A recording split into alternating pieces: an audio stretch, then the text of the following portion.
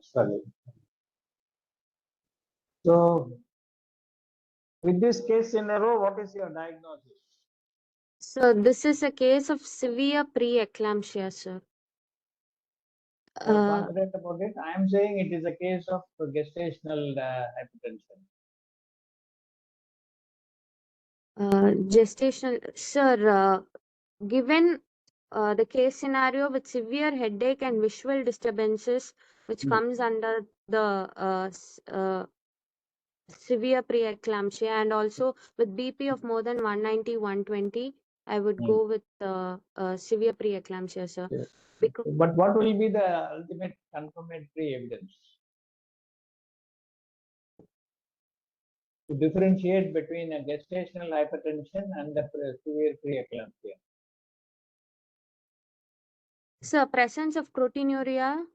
Fantastic. That is the correct answer. For you have to say that only. So unless you find protein, if it is a simple elevated BP, it may be only gestational late onset hypertension. Okay. So Yes, how sir. will you proceed with this patient? Sir, since the patient is at 34 weeks of gestation with severe preeclampsia, the termination of pregnancy will be the cure for severe preeclampsia, sir. Preeclampsia. But 34 weeks of gestation, will the fetus have a normal life if you deliver this fetus at this stage? 34 weeks, no, sir. But under the corticosteroid administration, we can go for fetal lung maturity. Then after that, we can go for induction of labor, sir. So here the question is whether the mother's life is in danger or not. If the mother's life is in danger, then however, whatever be the condition of the fetus, you have to deliver the fetus, because the treatment for preeclampsia is, what is the ultimate treatment for preeclampsia? Termination of pregnancy, delivery, sir. Delivery of what? Only the fetus? Fetus. Delivery of the placenta also have to be delivered, because that is the culprit. It's not the yes. fetus which is the culprit. Okay. So Yes, sir. finally, you have to deliver both the fetus and placenta for complete termination or elimination of this problem. So preeclampsia requires termination of pregnancy by delivery of fetus and placenta. Okay. So first, you have to decide whether you want to terminate the pregnancy at this stage depending upon the mother's condition. Supposing the mother is very keen, she has become pregnant after so many years with and this child is a very precious baby. In that situation, what will you do?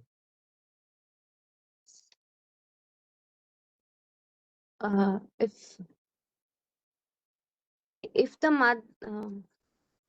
mother has no coagulopathic or severe pulmonary edema or other features, I will go ahead with neuraxial anesthesia, sir. Either No. My question is, this lady has become pregnant after so many years of marriage with after consultation with reproductive gynecologists and artificial reproductive therapies, and she has conceived, and the baby is only 34 weeks now. Yes, sir. And they consider it as a very precious baby, and they want the baby to be alive after birth also. Okay, sir. In that case, in this scenario of preeclampsia, what will you do?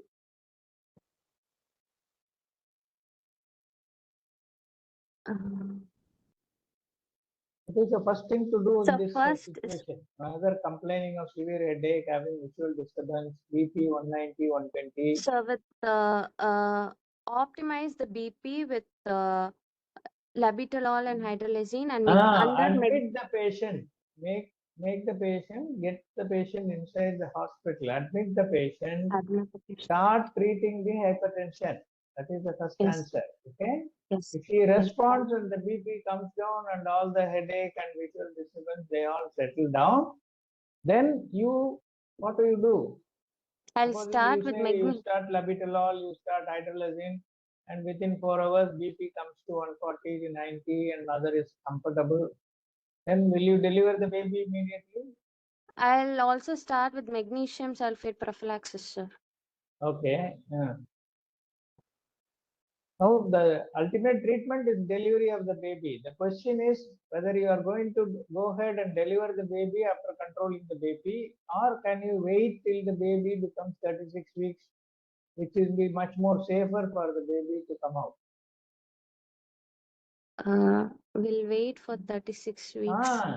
Given a chance, it is better to prolong and make the baby viable, mature enough for survival after delivery without any need for NICU admission or any other complications that can happen. Okay. So Yes, if sir. you can stabilize the mother with a good control of blood pressure and symptomatic relief of headache and visual disturbance, you can continue to observe the mother as well as surveillance of the fetus. How do you monitor the fetal welfare? By non-stress testing and biophysical profile, Biophysical CTG profile, yes. monitoring, CTG monitoring, sir. Fetal And movement, also, very, very important. First and foremost is fetal movement, okay? And then yes. all the other things. So what are the hypertensive disorders of pregnancy? How do you classify the hypertensive disorders of pregnancy? So gestational hypertension, it is defined as elevated blood pressure after 20 weeks of gestation without proteinuria, and which resolves by 12 weeks postpartum. Very good. Then preeclampsia is defined as new onset of hypertension and proteinuria after 20 weeks of gestation. Okay. Uh, then eclampsia, sir. Eclampsia is associated Eclampsia, with, is it a separate condition under the hypertensive disorders? no, sir. Eclampsia is a This, complication of preeclampsia. yes, sir. Patient throws a fit, then you call it as eclampsia. Preeclampsia is a state until then patient has never had a seizure attack. Then we call it as preeclampsia. So what is the third category? Chronic hypertension, Chronic hypertension, which is existing even before the patient has become pregnant. And sir. the Yes, sir. fourth category is Chronic hypertension with superimposed preeclampsia. preeclampsia. Very good. So these are the four categories. So all of you must be able to tell them without any difficulty. Gestational hypertension, where there is no proteinuria but a simple elevation of BP, which also occurs after 20 weeks of gestation. Second is preeclampsia, BP, high BP with proteinuria after 20 weeks of gestation. Third is chronic hypertension. Patient having hypertension and taking treatment even before becoming pregnant, which continues during the pregnancy period. Fourth is patient already a known hypertensive patient getting a preeclampsia also with proteinuria in the gestational period. That is the fourth category. So these are the four categories of hypertensive disorders. Now, under which category this patient comes? This patient comes under preeclampsia, sir. Preeclampsia. Very good. How will you confirm your diagnosis? You already told that you must have examined the urine for protein, and if it is present, then it is a confirmation of preeclampsia. What can happen if this condition is not treated immediately? If not treated immediately, complications, it can lead to eclampsia, Very good. HELP syndrome, Very good. pulmonary edema, and most common intracranial hemorrhage. Hemorrhage, CVS, CNS, and your pregnancy-related complications. Okay, so she can throw a fit. She can go in for HELP syndrome. She can go for pulmonary edema. She can have a cerebral bleed and stroke-like features, become unconscious. So, how do you proceed to treat this patient? So first, we have to assess the coagulation status of the patient, sir. Rule out. I have given you a clue in the very beginning itself, whether the patient requires admission or not at this stage. First, we have to admit the patient See, in. always you must decide whether a patient with preeclampsia and high BP, whether they can be treated as outpatient or whether they need inpatient treatment and follow. Okay, so a 190, 120 is a very severe category of hypertension, and with patient having headache and visual disturbances, this patient definitely warrants intra-hospital admission. Okay. So then, Yes, sir. what is the next step? We have to admit in a facility where maternal and neonatal intensive care resources are there. Okay. Okay. Then, uh, with the BP of 190, 120, we have to treat the acute hypertension and Okay. optimize the BP with BP. labetalol and hydralazine being the first line of drugs. Okay. Then we will start with seizure prophylaxis of magnesium sulfate, Magnesium sulfate loading and dose of 4 to 4 5 grams. gram, 4 grams over 5 minutes, followed by infusion of 1 gram per hour for 24 hours. It should be continued for 24 hours postpartum and also continued throughout the C-section if the C-section is planned. Okay. Can pregnancy be terminated at this stage? If yes, what are the advantages and disadvantages? Um, Of course, this again we have discussed just now. Can answer that easily. I have told you the answer earlier. So disadvantages of 34 weeks, they will not be fetal lung maturity, sir. So it can lead to perinatal respiratory Problem. complications. Advantages, Mother will get relief immediately. We get to Because treat preeclampsia. all Yes, the- sir. she will not go in for eclampsia. She will get the relief. If planning to allow pregnancy to continue, what are the advantages and disadvantages?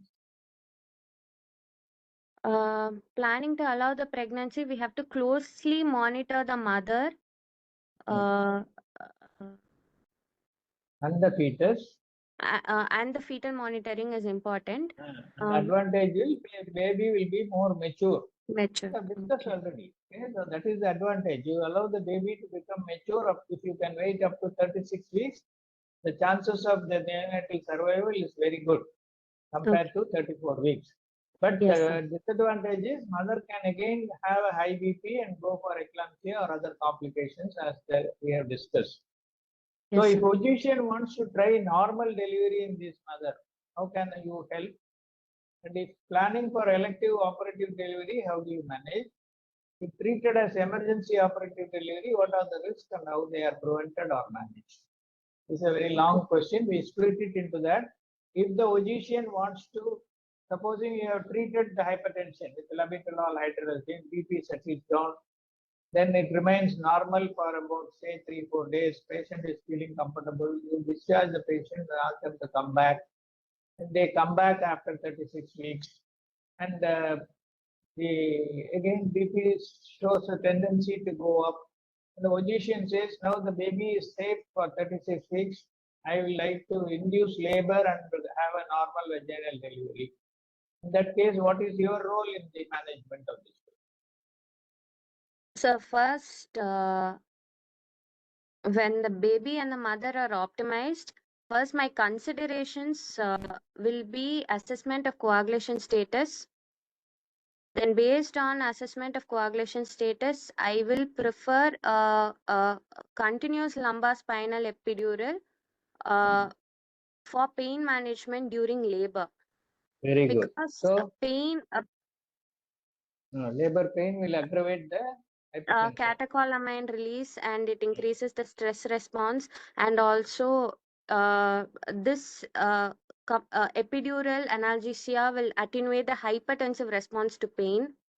And Okay, that is your role is to provide labor analgesia if the Yes. physician wants to try for normal vaginal delivery.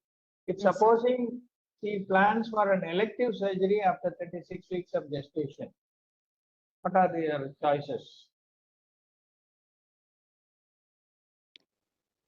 He says now the fetus is safe, so I would like to go and do an LSCS as an elective procedure, planning for the date and time and everything. Then how do you manage that patient? On elective procedure, same I will assess the coagulation status, and also every other day the platelet count and the PT-APTT profile should be assessed, sir, every other day until the elective Okay. until the elective, and I will Okay. So the Neura- coagulation profile is normal, platelet count is normal. Then what do Okay. you do?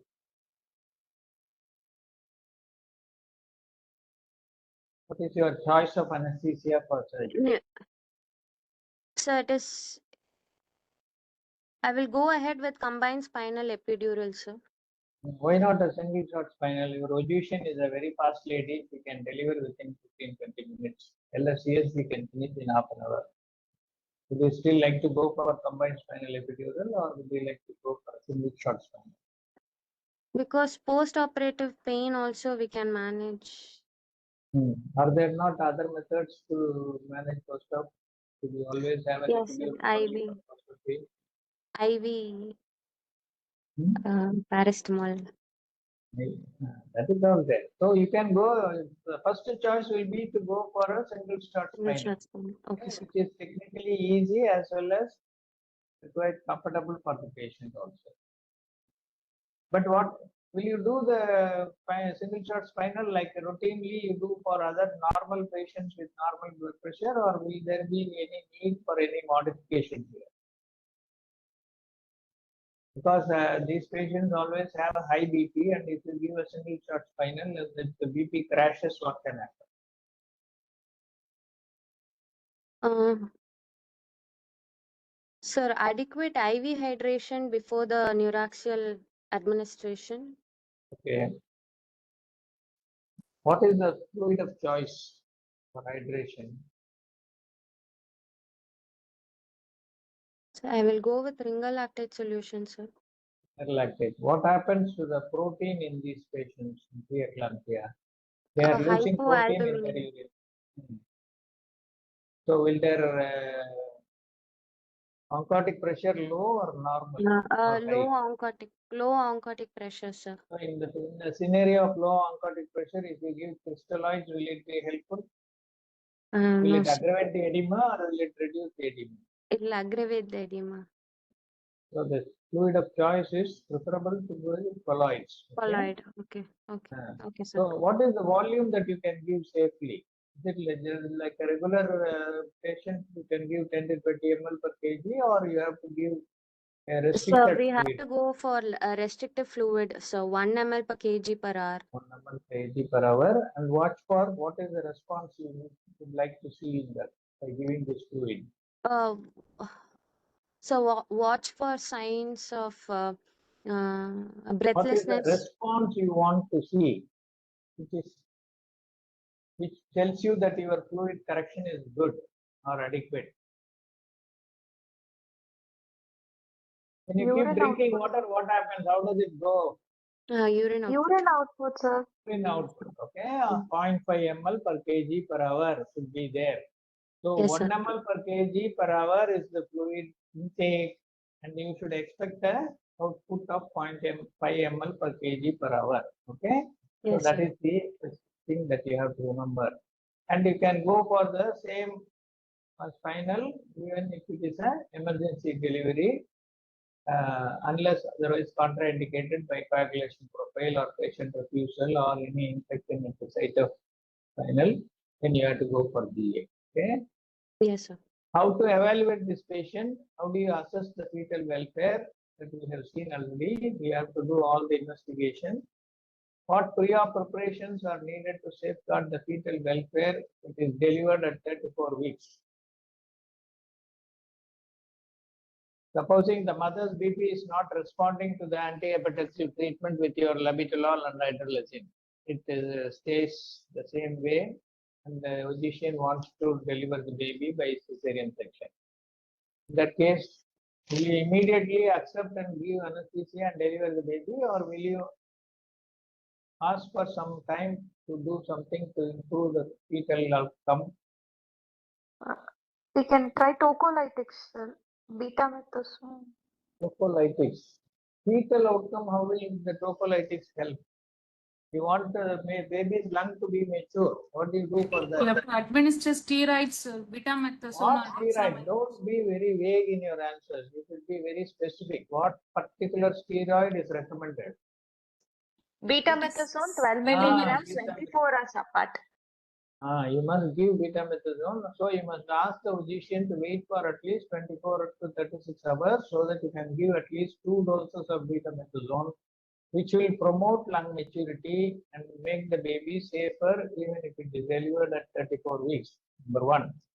Number two, you must have a good NICU care because this will be a premature baby. So you must have a good setup where immediately the baby can be catered in the NICU to make it survive without any complications.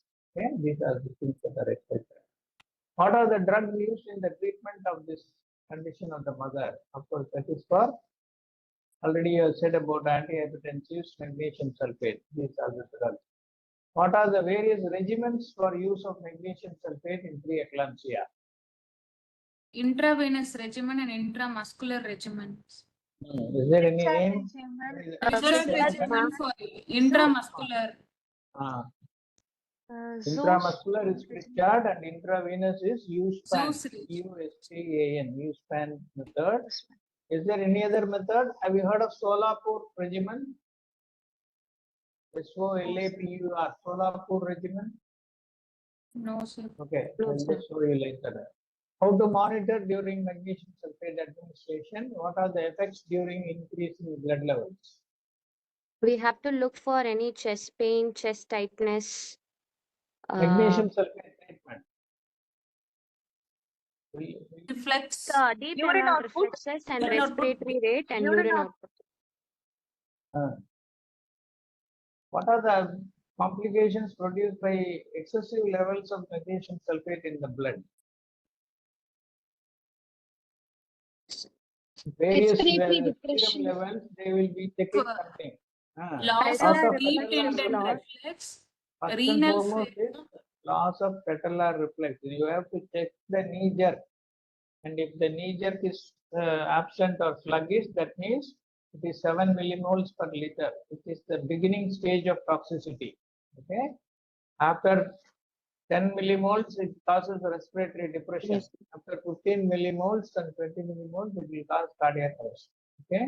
So that is the clinical method of evaluating the dose of magnesium sulfate. How to treat magnesium sulfate overdose? We have Calcium to gluconate stop of mass over 1 sulfate. gram over 10 1 minutes. gram IV is the emergency treatment. Long term, supposing it is a persistent elevation which is not responding to my calcium gluconate IV, what is the next alternative? Dialysis. Dialysis. Yes, you can remove it by dialysis only. So how to manage vaginal delivery in this case? That is normal delivery. We already seen you have to ensure the patient is pain-free by giving adequate labor analgesia and watch for the progress of the labor, and that if any time it is getting delayed, convert it into operative delivery. Okay. Which regional anesthesia is suitable for cesarean section in this patient and how it is administered? Of course, we have seen the best technique is single shot spinal, and the modification that you have to do is reduce the volume of the local anesthetic agent. Normally, we give about 2.5 ml of 0.5% heavy bupivacaine, but here you have to give only 1.5 ml with 25 micrograms of fentanyl added, which will make a volume of 2 ml.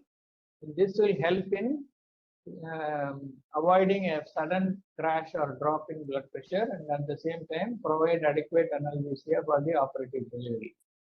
If GA is needed in this patient, how do you administer the GA? So for GA, we first we after taking the patient inside the OT, we have to place a radial artery cannulation for continuous blood pressure monitoring, sir. With in this case, if the patient is taken for So all C-section. preeclampsia patients, do you have to put an arterial line to monitor the blood pressure? No, sir. Only preeclampsia with severe features.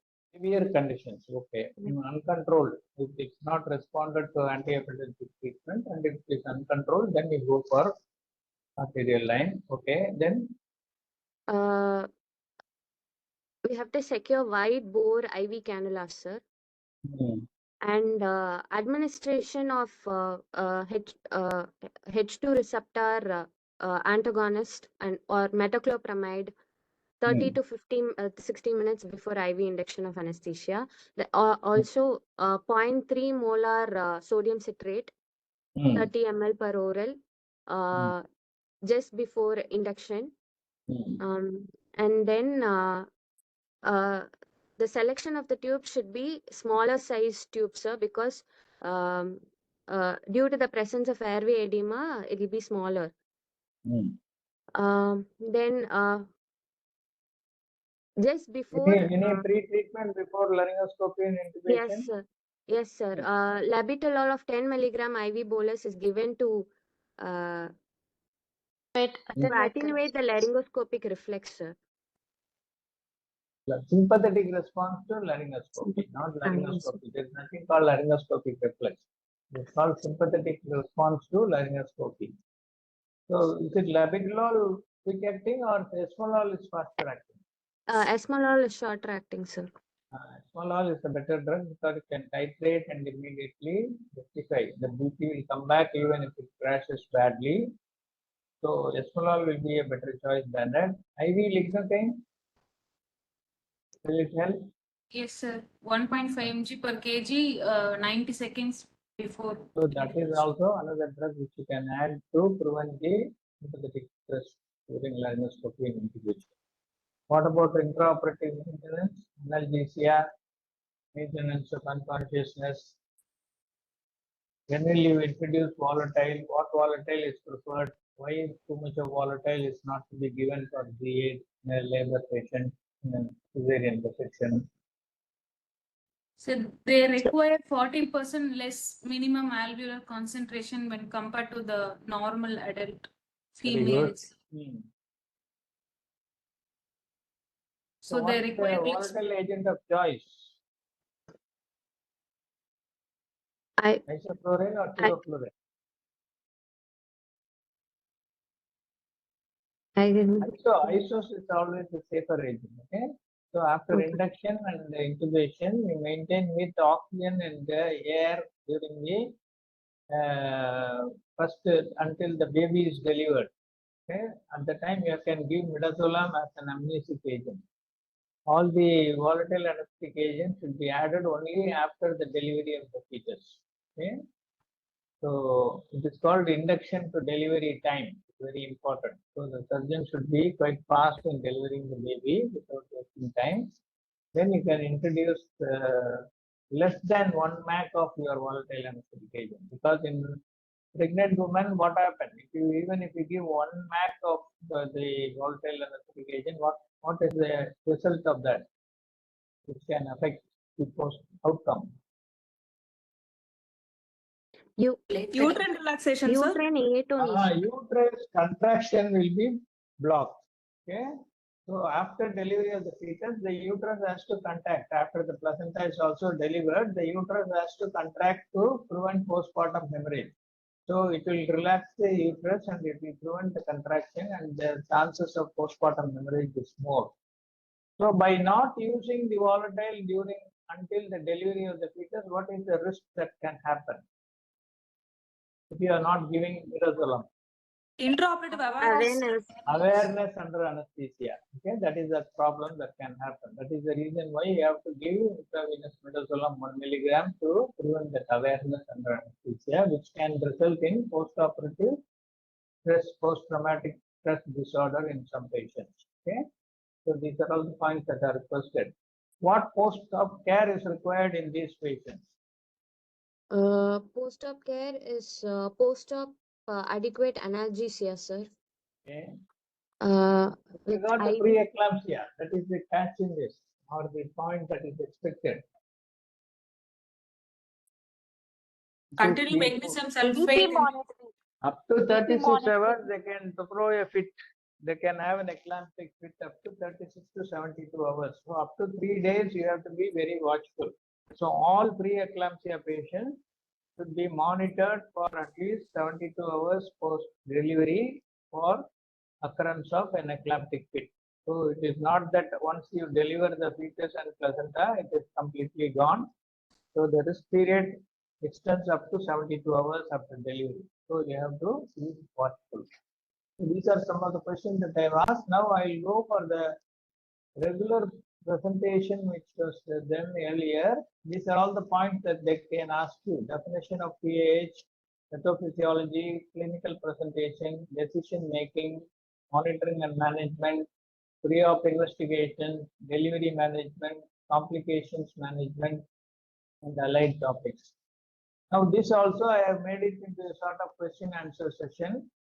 Define hypertensive disorder of pregnancy. What is the definition? Already you have told it is a new onset hypertension after 20 weeks of gestation. Okay. Some examiners may ask you, what is the sanctity about this 20 weeks of gestation? So this Why is is the it period. considered as the hypertensive disorder only after? It's over, sir. Final- After 20 weeks. Invasion of the spiral arteries with the trophoblastic invasion. So the to transformation of Essential is high that- resistance vessel to low resistant vessels. அதெல்லாம் pathophysiology, but the answer you have to give is the implantation of placenta is complete at 20 weeks of gestation. So any effect on the cardiovascular system will begin only after that. Okay, so that is why it is called the new onset hypertension after 20 weeks. So the total implantation of the placenta in the uterine cavity occurs up to 20 weeks. So anytime during that time it can become normal. So the chances of BP becoming high will not be there. So that is the reason why we have to say it is up to 20 weeks. How are the hypertensive disorders classified? We have seen that already. Preeclampsia and eclampsia, which is onset after 20 weeks plus proteinuria. Pregnancy-induced hypertension, also known as gestational hypertension, onset after 20 weeks, no proteinuria. Chronic hypertension, where BP was high before pregnancy. Chronic hypertension with superimposed preeclampsia. So BP was there before the pregnancy, but proteinuria got added. So that is the classification. What are the types of pre-gestational hypertension? That is a patient who is a chronic hypertensive. What are the pre-gestational hypertension? It's like any regular hypertension. How do you classify them? Primary or secondary? Primary and secondary. Primary or secondary. Midcourt hypertension. Third is a masked hypertension. What is masked hypertension?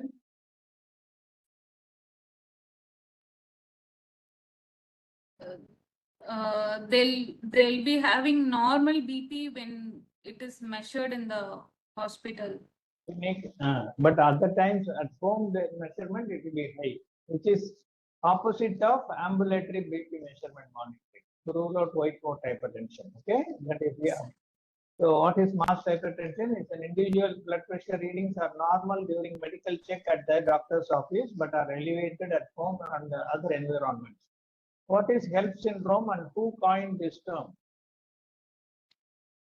Sir, HELP syndrome consists of hemolysis, elevated liver enzymes, and low platelets.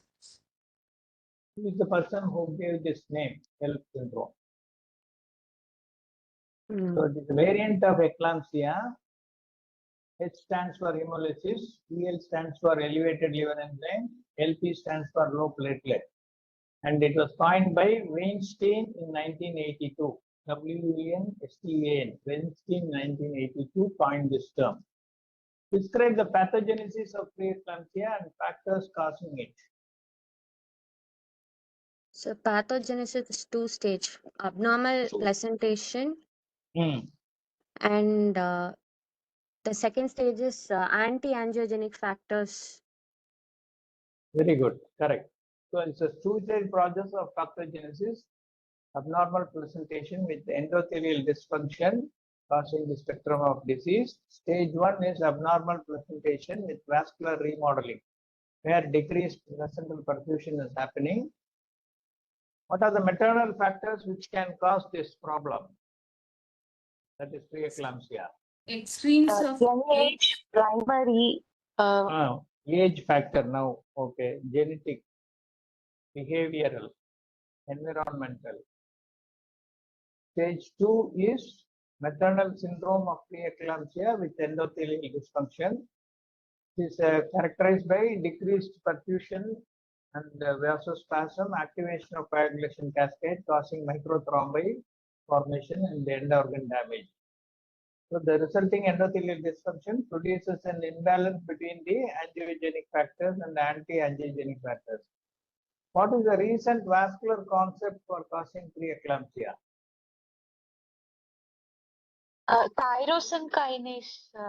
Angiogenic imbalance associated with the development of preeclampsia induced concentration of angiogenic factors such as the vascular endothelial growth factor and placental growth factor, which are depressed or decreased, and there is an increased concentration of their antagonist, the placental soluble FMS like tyrosine kinase 1.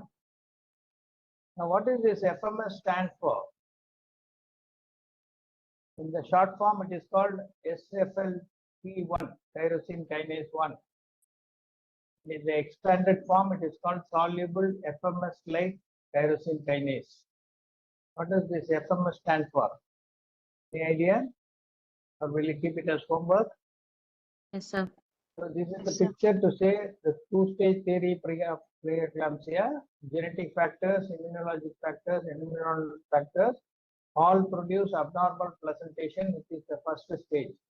This leads to placental hypoperfusion. This leads to the placental factors, that is increase in SFLT, so endothelial dysfunction, systemic vascular dysfunction. This becomes the second stage. This simple drawing, if you are able to reproduce, that will save a lot of time in your writing the answer. And this is the excessive SFLT in women with preeclampsia. So how the angiogenic factors and the anti-angiogenic factors are balancing each other, or the anti-angiogenic factors becoming excessive causing, so reducing the angiogenesis, leading to the Profol pathology. Now, this picture to tell you what exactly happens in the blood vessel. In normal pregnancy, the spiral arteries supply the placenta, and the spiral arteries have a heavy muscular coat in the pre-pregnant stage in the normal myometrium. And once the patient becomes pregnant, the muscular coat is lost and it becomes a simple conduit so that the placenta can receive maximum amount of blood supply. Whereas in preeclampsia, the muscular coat is retained and it regulates or remits the blood flow, so placenta suffers from want of blood and placental ischemia occurs. So this is a very nice picture which you can remember. So myometrium, the decidua, and the placenta. So ultimately, the myometrium has to supply adequate blood to the placenta, and the conversion of the muscular spiral artery into non-muscular conduit is affected in preeclampsia, and the muscular coat is retained, which limits the blood flow and produces the problem. Now, failure of proper thromboplast invasion, failure of conversion of small caliber resistant vessel to large caliber capacitance vessel is the actual pathology that is going to happen. Now, again, this is another picture to show the imbalance between the angiogenic and the anti-angiogenic factors. Now, how are the two stages of preeclampsia called based on the gestational age? So it can be called as preclinical before 20 weeks and clinical after 20 weeks. So the whole thing happens before 20 weeks. What is EOPE and LOPE, and how are they differentiated? Early onset and late onset preeclampsia, sir. No, very good. And the early onset preeclampsia occurring before 34 weeks of gestation is thought to be primarily caused by sensitive trophoblastic stress leading to poor placentation. Whereas preeclampsia can happen very late also, which is called late onset preeclampsia, occurring after 34 weeks and is understood to be secondary to placenta outgrowing its own circulation. So despite the hypoperfusion, sometimes placenta nicely grows and becomes normal. In that stage, preeclamptic features will happen only after 34 weeks, and logically thinking it will be very, very simple or mild type of preeclampsia, whereas the one occurring early in the gestational time, it will be quite severe. And EOP is more frequently associated with fetal growth restriction than late onset preeclampsia due to longer duration of placental dysfunction. What are the grades and symptoms of hypertension?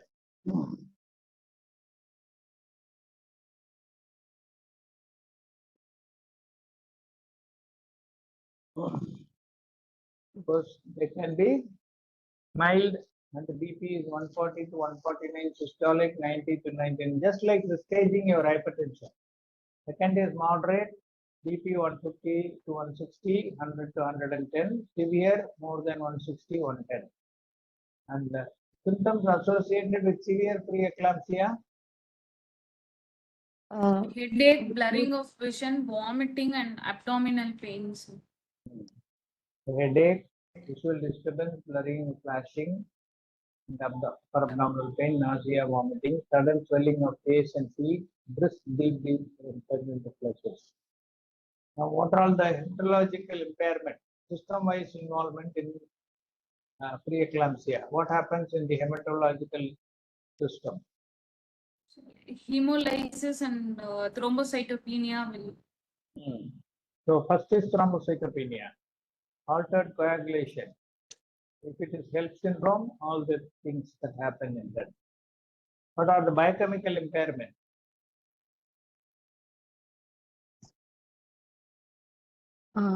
Increase in the level of alpha.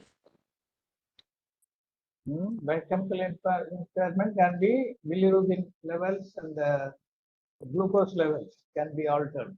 Okay, in kidney, altered urea, creatine, sodium, potassium, and uric acid. Proteinuria elevated in urine, so protein creatine ratio is very important. The liver, low albumin, low glucose, elevated liver enzymes, AST, ALT, and bilirubin level more than 1.2. Useful blood test in preeclampsia or full blood count. Special emphasis on platelet. Clotting screen, especially if platelet is less than 1 lakh, you have to do a full clotting screen and liver function test. And request for blood film, that is peripheral smear if it is a HELLP syndrome. How will it help? How will a peripheral smear study will help in analyzing or assessing the HELLP syndrome? So platelet levels will be low and abnormal hemoglobin. Peripheral smear level. Here, do you look for platelet in peripheral So smear? there'll be abnormal peripheral blood smears. What type of abnormal? Hemolysis. Hemolysis, dead Hemolysis. RBCs, more Right. reticulocyte So if count there will is be. hemolysis, what will happen? It will be reveal spherocytes and triangular cells and burr cells. Okay, so that is so that is a clear case of HELLP syndrome, because to compensate for hemolysis, these cells all appear in the peripheral smear. Okay, urea electrolytes, serum creatinine, serum urate, of course, for kidney, liver function test for aminoacids. Check glucose if ALT is more than 150 to rule out gestational diabetes also. And urine dip test, these are all the values we put for the urinary protein for our urine collection. Steam specimens to exclude infection. And urine output should be monitored accurately and recorded. What are the uses of USG in preeclampsia? That is ultrasound. What are all the ways in which ultrasound can help in a preeclamptic patient? For fetal heart, for fetal weight and amniotic fluid volume, sir. Nothing to do with the mother? You can look for optic assess nerve the edema amniotic- with the help of ultrasound, sir. You can look for Optic nerve edema. Optic nerve diameter. Diameter. Diameter, okay. Amniotic fluid status, sir. No. Airway evaluation. Oh, Yes. Preeclampsia patient, they have a severe edema. Okay, so it is very useful in airway evaluation. Gastric residual volume measurement is very important. They have gastroparesis and stasis. So before, especially GA, if you do a gastric volume assessment using ultrasound, more than 30 ml is there, then you have to give prokinetics and antacid perfusion again, given it early. Then vascular access. In a very severely edematous preeclamptic patient, vascular access may be challenging. So for that you can use. And lung fluid assessment. What type of pulmonary edema these patients will develop? With cardiogenic or non-cardiogenic? Non-cardiogenic. Non-cardiogenic type. Non-cardiogenic, because of the leaky capillaries and low Leaky protein in the blood, they develop what is called non-cardiogenic pulmonary edema. So that also can be assessed in severe cases by lung fluid assessment. And optic nerve sheath diameter to measure the intracranial pressure effect. Okay?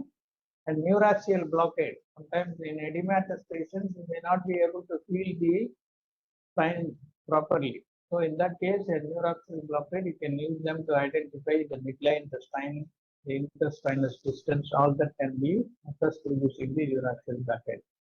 What is ROSE scan?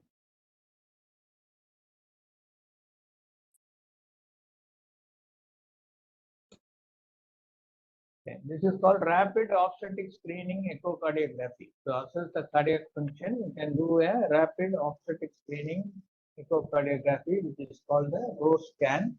And how and why it is done?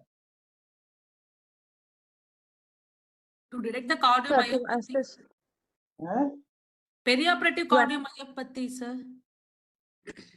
How and why this is done is the question. This is done with the transthoracic echocardiography.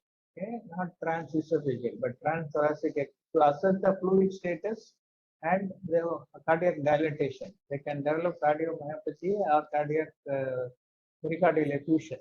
So to assess that, we do this. What are the factors associated with the development of pregnancy associated factors? The first and that is preeclampsia, first pregnancy, multiple pregnancy, donor insemination, molar pregnancy, chromosomal abnormalities. Maternal factors like more than 35 or less than 25, family history of preeclampsia, booking diastolic pressure of 80 millimeters or more, associated comorbidities like diabetes, obesity, chronic hypertension, renal disease, antiphospholipid antibodies or factor V laden or SLE, autoimmune conditions. Then paternal factors, first time father. So these are all the factors contributing to what are the life-threatening complications of pulmonary preeclampsia. Already we have seen that one is hypertensive crisis, 2 is pulmonary edema, 3 is eclampsia, and 4 is of course the cerebral hemorrhage also. Okay, that has to be included in that. What is Stibai's criteria for true or complete health syndrome?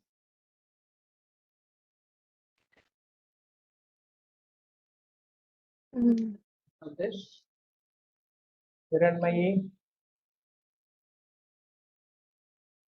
Not sure, sir. abnormal peripheral blood smear, bilirubin more than 1.2, LDH more than 600, AST more than 70, and platelet count less than 1 lakh. All these 5 things are included into what is called Stibai's criteria, where it is considered as a complete health syndrome. So if all these criteria are fulfilled, it should be called as which is a very severe form of preeclampsia. What are the complications of preeclampsia in mother? Maternal complications. Eclampsia, end organ damages like You can say it system ways, cardiovascular system, generalized vasoconstriction and decreased circulating volume, left ventricular failure with increased vascular permeability and edema, nervous system, you can have headache, visual abnormalities, vomiting, confusion, hyperreflexia, and cerebral hemorrhage due to severe systolic hypertension, convulsions due to cerebral irritability, respiratory system, generalized edema with enhanced upper airway edema, non-cardiac pulmonary edema due to capillary leak. The renal system can have glomerular capillary endotheliosis and microthrombi, reduced glomerular filtration rate, reduced urea clearance, and increased serum uric acid, proteinuria and hypoproteinemia, oliguria and acute renal failure. In the liver, you can have abnormal liver function, subcapsular hemorrhage and rupture, sinusoid thrombosis. Hematology, you can have altered coagulation, increased turnover of fibrinogen, fibrin, and platelets, thrombocytopenia, and impaired platelet function. If DIC, HELLP syndrome,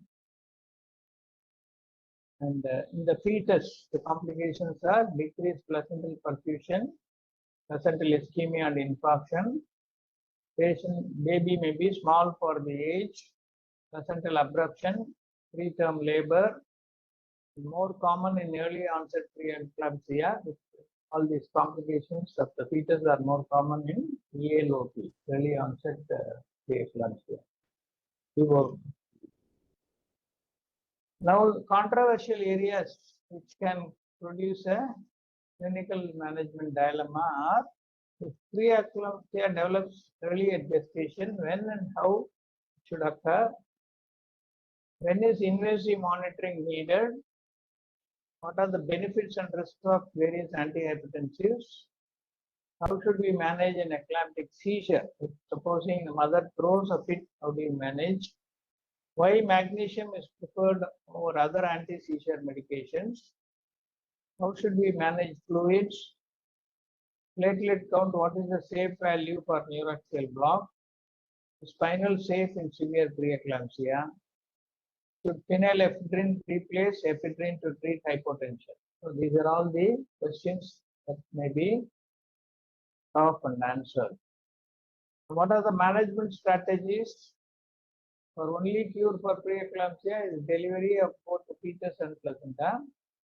Now always there is a question of maternal safety versus fetal prematurity. This is always the conflicting point there. So gestational hypertension or mild preeclampsia, it can be managed at home with frequent monitoring and fetal surveillance. For severe preeclampsia needs admission. So this is the point I have been stressing again and again. So in the exam also, if the BP falls under the severe category 190, 120, which is more than 160, 110 at the grading level, patient should always be admitted. And favorable cervix with adequate fetal maturity after 36 weeks can undergo induction with proper pain relief. Unfavorable cervix that is not dilating with adequate fetal maturity should be delivered by elective cesarean section. But if it is less than 34 weeks with severe preeclampsia, delay for 48 hours to administer steroids for fetal lung maturity. Magnesium sulfate infusion and IV antihypertensives for BP to be kept below 170, 110. HELLP syndrome, treat with large doses of dexamethasone 10 mg BD to correct this particular condition. Now, what are the dilemma in hypertensive crisis? It's whether treating the maternal complication versus fetal safety, as I said earlier. High maternal BP, the chances of pulmonary edema or cerebral hemorrhage are the risk factors for the mother.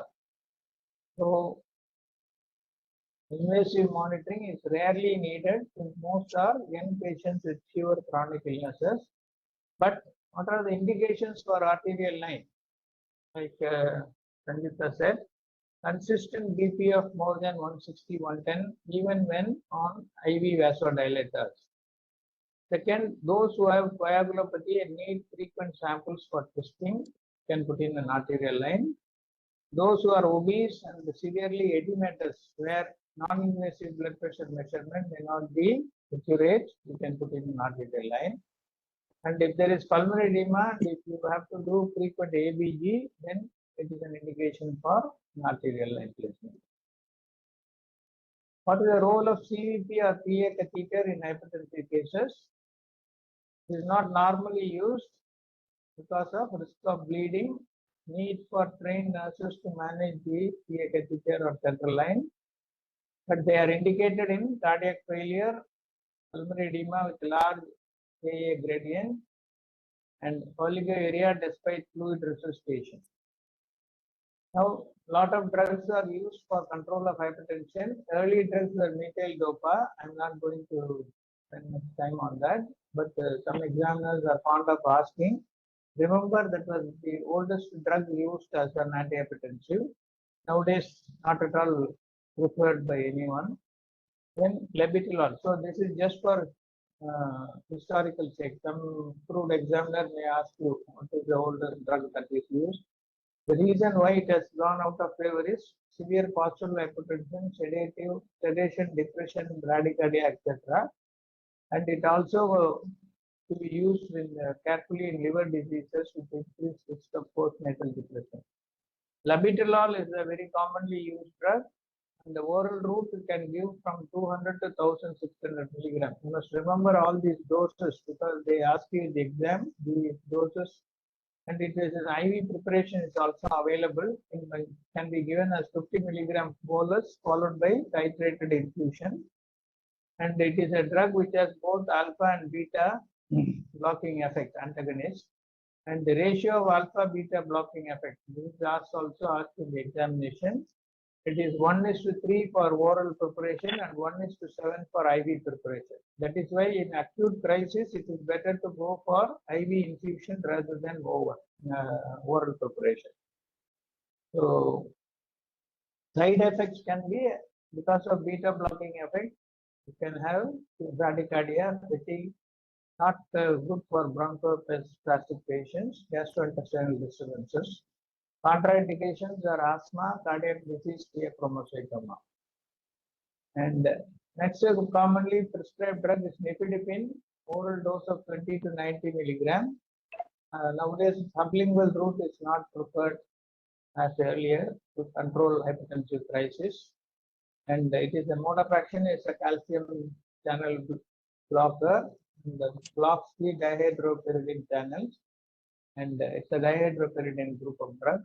The side effects are headache, dizziness, tachycardia, flushing, and visual disturbance.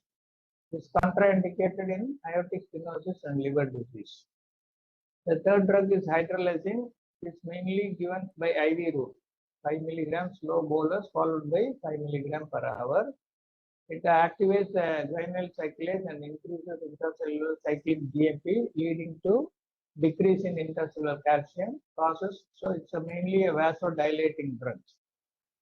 And side effects are fluid retention, flushing, palpitation, etc. It is contraindicated if the patient has severe tachycardia. Then alpha blockers, not very commonly used.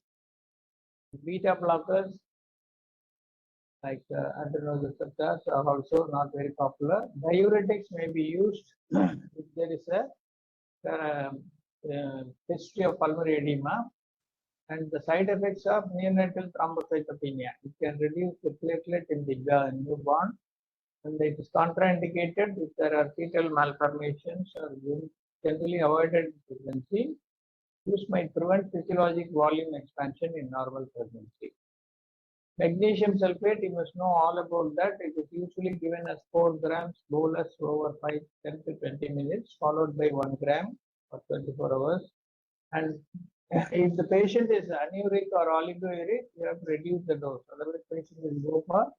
So always before starting magnesium, watch the urine output. Look at the chart and see the urine output and then start. And mode of action, it is an antagonist to calcium and causes reduced systemic and cerebral vasospasm. It is an NMDA antagonist, so anticonvulsant effect is mainly by NMDA antagonistic action. And it increases protection of endothelial prostacyclin, so it restores the thromboxane prostacyclin imbalance is set off.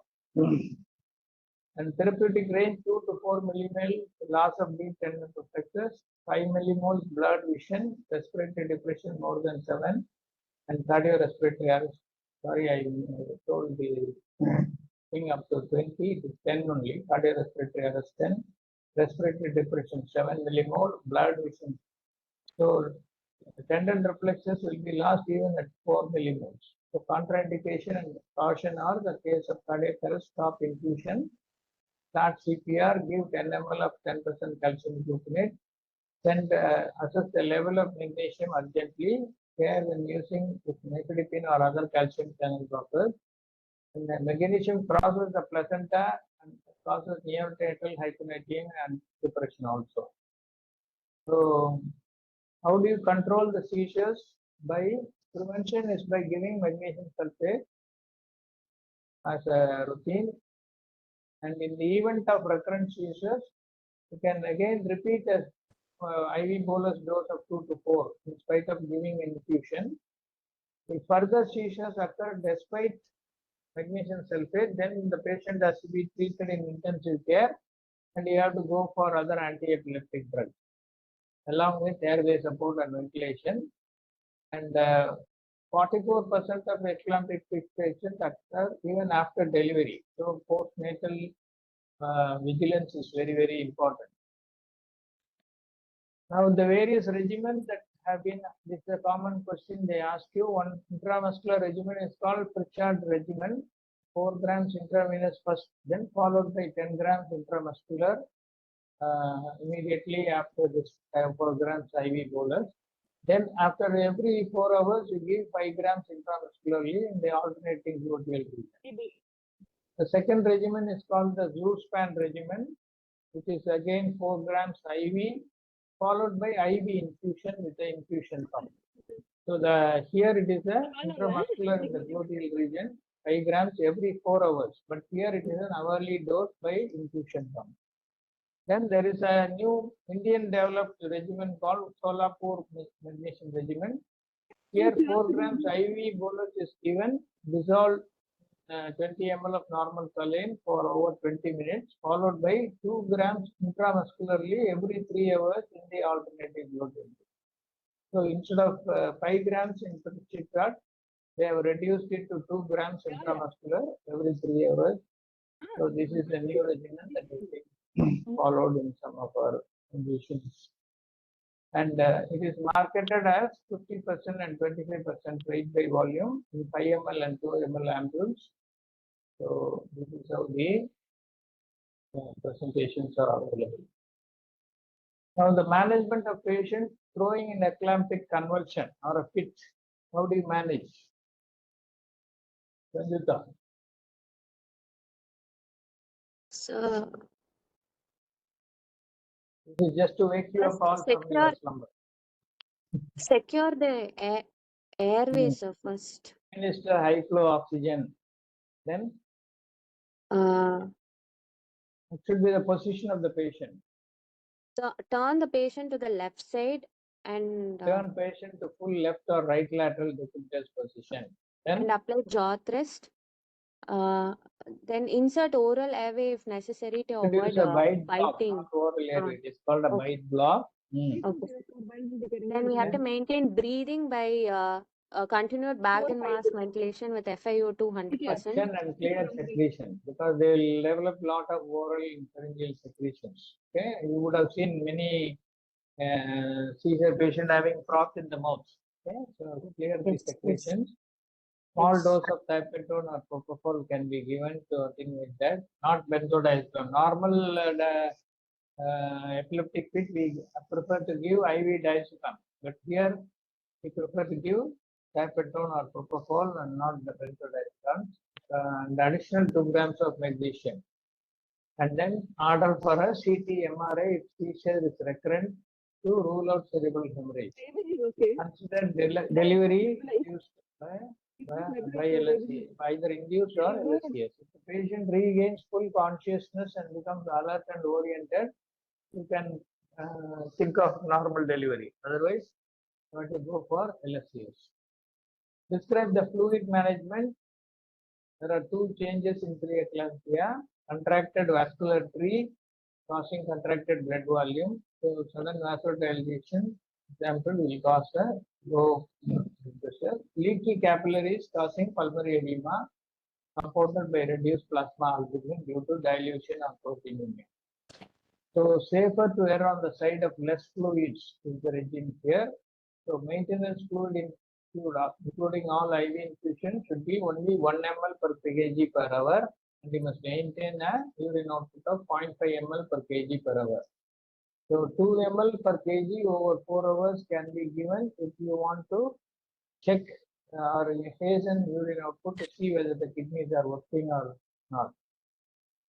And during central neuraxial blockade, co-loading is preferred to preloading. What do you mean by this? Co-loading is administering IV fluid during the neuraxial blockade, Yes, and preloading is before the neuraxial. Yes, very good. Describe the strategies for delivery of management PE.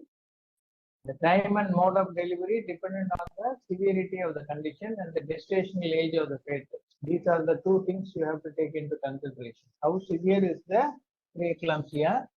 What is the gestational age of the fetus? The decision to deliver depends largely on maternal rather than fetal well-being, because mother's life is more important. And, when the question of mother versus fetus comes, it is always our aim to protect the mother first. Then only she can have another baby, but to lose the mother, that's all, the end of the life. So mother gets the preference in the emergencies.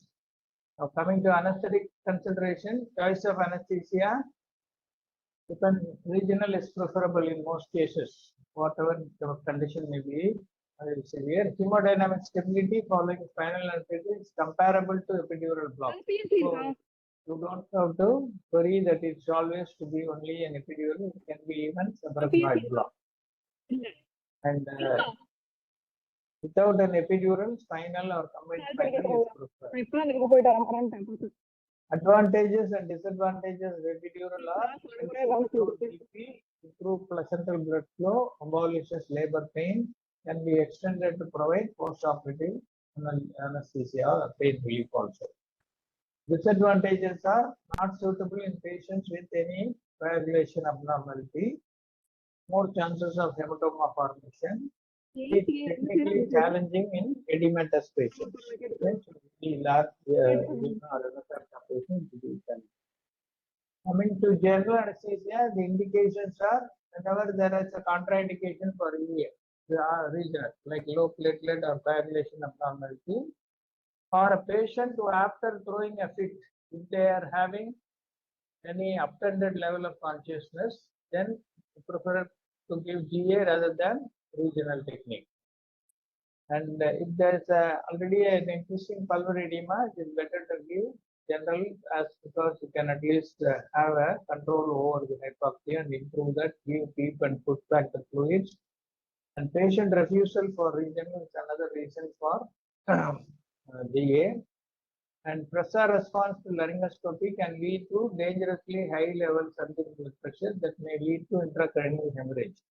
So that is we have to take proper care of that. So measures to attenuate this are increasing the magnesium level, labetalol or esmolol, and potent parenteral opioids like fentanyl. The precautions during GA are, of course, you routinely give antacid and antiemetic for all patients. Antihypertensive, anticonvulsive drugs to be continued. Intubation may be more difficult due to edema, so you must have a difficult airway cart and assistance to help you. Decreased pulmonary complaints may impair ventilation. And if the woman has been receiving magnesium sulfate, when you use muscle relaxant, it is better to monitor the neuromuscular functioning. The routine use of ergometrin and cytometrin is to be avoided. Of course, nowadays most of the physicians have stopped using ergometrin, but syntocinon is still used, and non-steroidal anti-inflammatory drugs should be withheld because the patients it has the potential effect on renal function as well as platelet function. So NSAIDs are better avoided in all preeclamptic patients. Paracetamol also can be safe, but if the patient has HELLP syndrome, liver function is affected, so even there paracetamol will be troublesome. So you have to go for other regional blocks and drugs like magnesium sulfate and lignocaine or tramadol, which are all more safer. So the right topics, whenever you get a pregnancy case, you have to be prepared to answer about physiological changes in pregnancy, anemia complicating pregnancy, or anesthetic management of elective emergency LSES, non-obstetric pricing for non-obstetric surgery like twisted ovarian cyst or an appendectomy, management of antepartum and postpartum hemorrhage, the methods of labor analgesia, neonatal resuscitation, uteroplacental circulation physiology. So these are all the allied topics which can be suddenly asked when you are given any pregnancy case. So be prepared for all these things also. So quickly about pregnancy, PAH and anesthesia. Any questions? Any doubts? Sir, can we give epinephrine containing local anesthetics for patients with PIH? It's preferable to avoid anything which can increase the BP. Even though the concentration is quite low, it's better not to risk, because you do not know which patient can have a shoot up in blood pressure. So all adrenergic drugs have to be used very carefully. Okay. That is why instead of ephedrine, they are thinking of going in for phenylephrine, which is a purely a vasoactive alpha blocking agent. Okay? Yes, yes, sir. Any questions?